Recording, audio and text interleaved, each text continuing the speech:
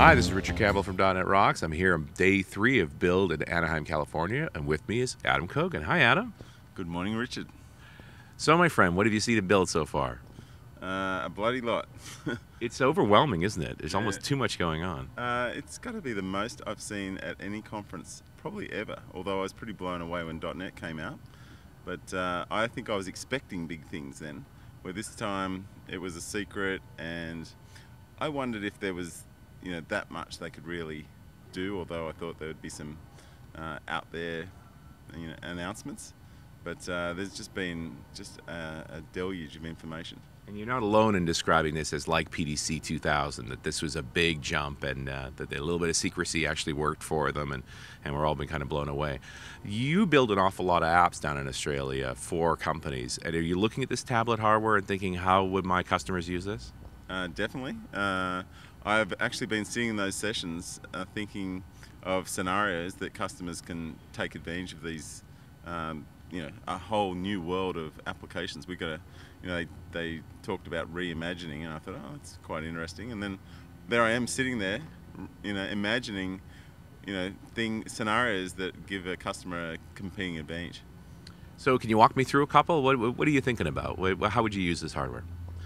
Well, there's going to be the consumer, the businesses out there that want more consumers, coming to them just because they're doing something technically interesting, something pretty cool, something that maybe doesn't add heaps of business value apart from the coolness factor. You're going to have coffee shops, in there that say, oh, would you like to? Maybe it recognizes them, or it might be just as simple as, which coffee do you want, and then sign here, and maybe it gives you a point, the gamification or the badges, because it's got your database now, and it can do some pretty simple things by pretty basic developers, which seem pretty cool. And I do like the idea of portable point-of-sale devices that are more than just the credit card reader, but actually can do the ordering or check on things for you as well in different retail spaces. So there's possibilities there. The question is, does the tablet have all the hardware necessary to make that work? Well, the tablets are going to have a lot of impressive, unique selling points, a lot of extension points. You can connect. You've got the iPads, which can't connect jack to, but you're going to have these devices, and there's going to be a lot of unique things that it can do, or you can plug in to get some extra stuff. It's going to be very interesting. Yeah, I'm really looking forward to seeing. I like the one we've got, and I know it's a reference one, but you got to think that Samsung's going to make them smaller and bigger, and there's going to be other manufacturers for them, that we could get into fairly customized hardware for these kinds of work scenarios. There's going to be some robust ones. There's going to be some spongy ones. There's going to be lots of cool things. So any other projects you're working on where you think the tablet's going to be a better device to make that project work?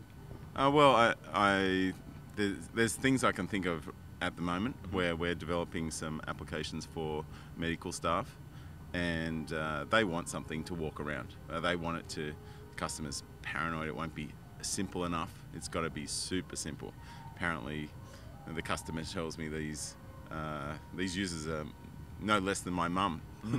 And so it's got to work real simple, and it's got to be portable. It's got to be maybe held in one hand or latched on, that type of thing.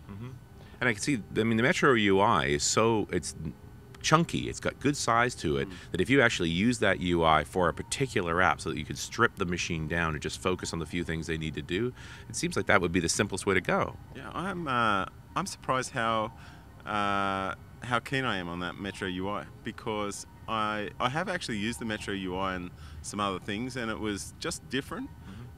And I thought, oh, kind of clean. I look at a lot of UIs, but having played with it a bit, it's quite simple and nice. And at first I thought, oh, I can't do everything I want to do. And then I had to start thinking, like, I can't use Visual Studio on a Metro UI. Right. And there's other apps that I'm thinking of that are pretty business apps, and they're not going to work completely with a Metro UI. But there's parts of it that are just the reading part, and the data entry by just a few, ticks and crosses, and surveys.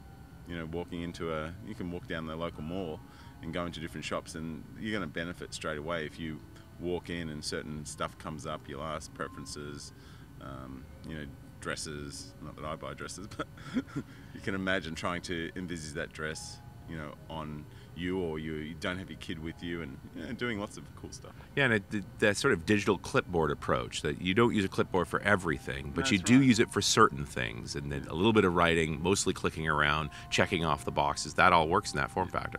That's right. So you've got certain parts of apps which are just data entry, and you've got certain parts of apps which are consumption, and you want to get through. And it's just like your mail at the moment. You know, you use your iPad and you get through a lot of email, and as soon as you come back to your desk, your email is clean, you know, or reasonably clean. You've triaged stuff, but it doesn't go much beyond that, especially for, you know, businesses or Windows developers. Yeah, and I've used the email metaphor as well. I think in the getting things done approach, where first you sort all your mail, and there's lots of stuff that just needs to be read and deleted, and some things can be thrown away, and you end up with a small pile that you really need to work on, and that's when you need the keyboard. I'm thinking about other work scenarios like that there's a triage process and then detail work, and some things work with the tablet and some things don't. That's true, and there's also the occupations where every second is money. And if you talk about the brokers and the finance industry, that, you know, seconds matter. And if they're getting through, you know, they see a customer and they're trading as they're going, walking back to the office, those guys, like some of those guys, they make hundreds and hundreds of phone calls a day, and those calls are seconds in length. They're not like any calls I make, and they need to get through a lot of volume, and it's quick volume. And yeah, I can see lots of scenarios where you're just saving seconds, and all these seconds add up to lots. I'm still struggling with the tablet in the sort of enterprise space, and I keep coming back to ideas around collaboration, how several people that each have a tablet should somehow interoperate. Like, it sounds like a software opportunity to me. I haven't seen it yet, but it seems like that's a possibility. Yes, and it extends to warehouses. There's a nice example. So you're integrating the RFID plus other stuff, especially inspections, airports. It's just endless, these type of scenarios. Yeah, and in studios, I think warehouse, I also think how useful that camera is, that as you're seeing things, you're able to snap copies of them and so forth. It's really quite compelling to get the mixture of those different UI elements and different tools all in one device. Yeah, I got the iPad 2, and it didn't seem to have anything extra apart from a camera, and I didn't think I needed it, but I wanted it anyway. But that's become quite compelling. I have some little apps that quickly take pictures, quickly mark up things.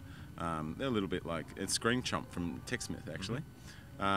They're examples of apps that really use different parts of the device and give you a lot more functionality, which you start using in the right spots. Well, Adam, it looks like we're all going to have some fun with this new gear, and I'm looking forward to seeing some of the projects you do in the future. Thank you, Richard. Cheers.